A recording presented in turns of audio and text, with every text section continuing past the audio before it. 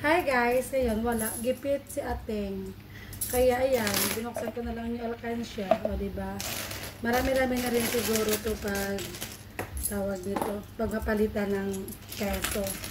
Sa ngayon, test-test na lang tayo sa barya-barya. Kaya nga, sabi nila, ang taong gipit sa alkansya kumakapit. O, diba? 5, 7. Oh, kala mong dami-dami ha. Kunti lang yan. Ay, nako. Meron ba ka doon sa sasakyan? Pero kunti lang. Lang.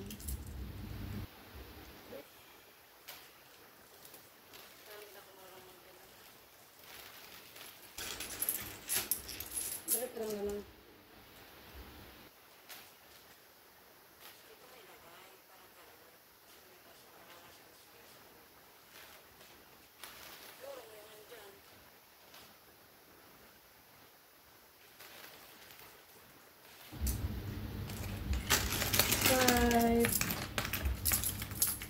O, diba? Nakabuo ako ng ganito.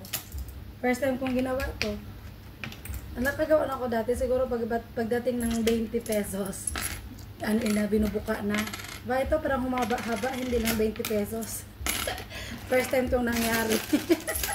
Na nakaipon ako ng ganitong barya. Okay.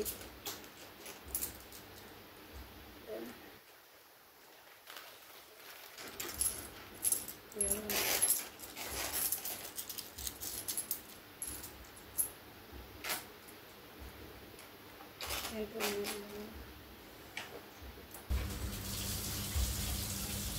Ayan na lahat guys, yung alkansya ko, which is, pag sa dinar siya is 42 dinar, 600 bash? O, 42 dinar, 600, i-convert natin sa peso is, magkano nga ba? Compute nga natin.